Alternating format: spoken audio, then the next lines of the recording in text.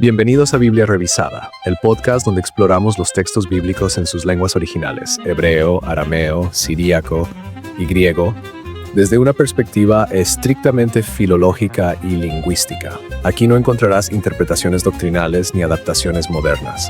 Analizamos palabra por palabra la gramática, la sintaxis y el estilo de los textos antiguos para acercarnos con el mayor rigor posible a sus formas originales de dicción y escritura. Comienza ahora otro episodio de Biblia Revisada. ¿Qué dice realmente Primera de Timoteo 3:16?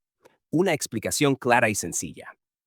El versículo de Primera de Timoteo 3:16 es muy conocido y con frecuencia se emplea para abordar temas profundos relacionados con Dios y Jesús. No obstante, en algunas ocasiones, las interpretaciones tradicionales de este pasaje no coinciden de manera precisa con lo que realmente expresa el texto cuando se analiza detenidamente. En este análisis, examinaremos el significado del versículo en su idioma original, el griego, pero lo haremos de forma clara, con un enfoque accesible, para facilitar su comprensión. El texto en cuestión afirma, según el griego, os ephanerot en sarki, que puede traducirse como aquel que fue manifestado en carne. A primera vista, esta declaración puede parecer simple, pero encierra múltiples implicaciones. Procederemos a desglosarla paso a paso con el fin de clarificar su sentido y su relevancia. ¿Qué significa manifestado en carne? En primer lugar, es necesario comprender la palabra manifestado. Desde la perspectiva hebrea que subyace en el pensamiento de este texto, el término manifestar no implica simplemente que algo aparezca de forma mágica.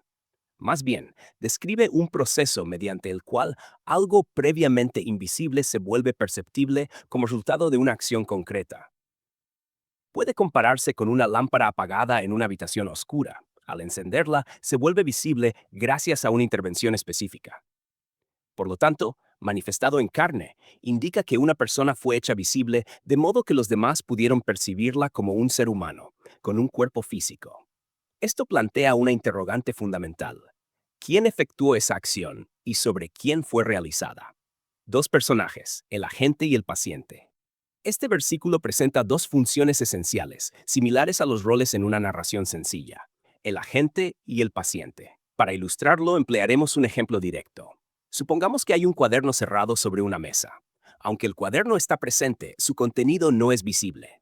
Si alguien, por ejemplo, usted, lo abre, entonces usted sería el agente, es decir, quien ejecuta la acción de abrir. El cuaderno, por su parte, sería el paciente, pues es el que experimenta la acción, pasa de estar cerrado a estar abierto por causa de su intervención. Algo similar ocurre en Primera de Timoteo 3:16.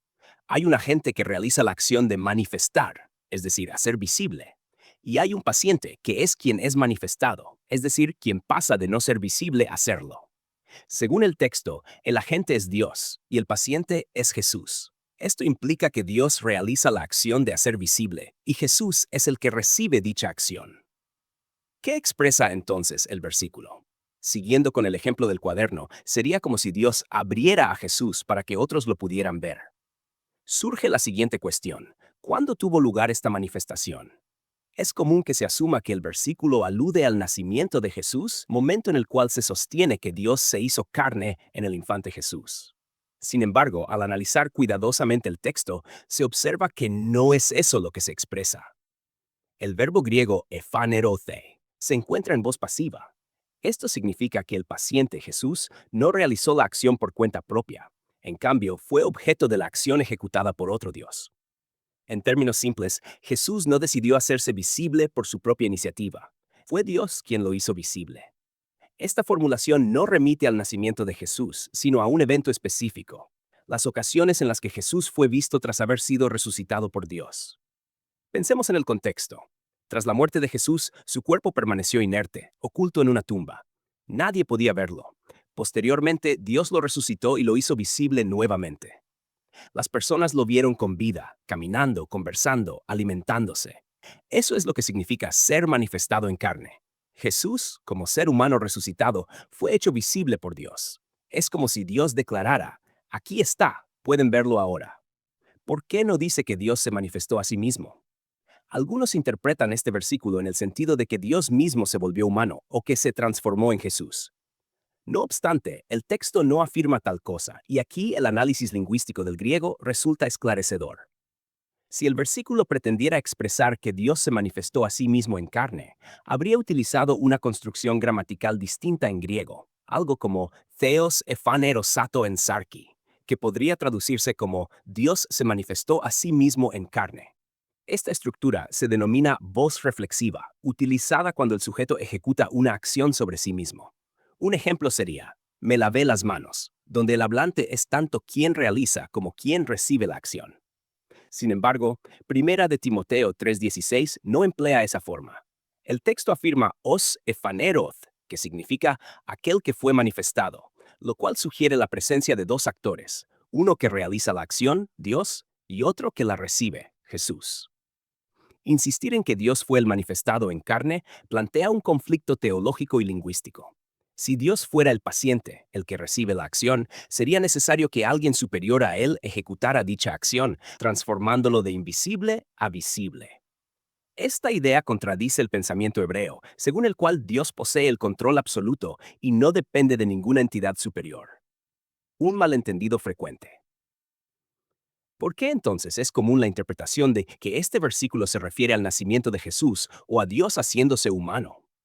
Ello se debe a que, en muchas ocasiones, las enseñanzas recibidas a lo largo de los años condicionan la lectura del texto, haciendo que se interprete conforme a doctrinas preestablecidas, en lugar de observar detenidamente lo que en realidad se está diciendo. En la cosmovisión hebrea, las palabras no solo describen hechos, reflejan la forma en que Dios actúa en el mundo. En este caso, Primera de Timoteo 3:16 presenta a Dios como quien tiene el poder, quien resucita a Jesús y lo hace visible como prueba de su acción. Conclusión. Lo que realmente comunica el texto.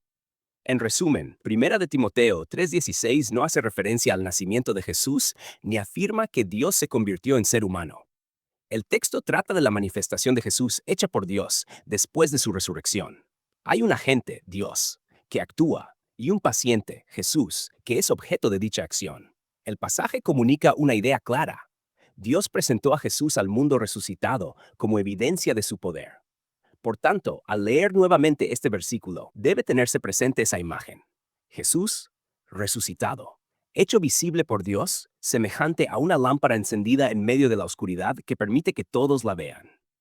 Este es el mensaje fundamental que el texto busca transmitir, y comprenderlo adecuadamente permite acercarse con mayor precisión a la verdad contenida en sus palabras. Si te interesa adquirir una Biblia traducida con un enfoque académico, libre de sesgos doctrinales y de tensiones religiosas, visita bibliarevisada.com. En esta página web estamos trabajando en la elaboración de una Biblia que te muestra el texto hebreo o griego, según sea el caso, la respectiva transliteración fonética de cada uno de los versículos y su traducción directa, sin enfoques doctrinales.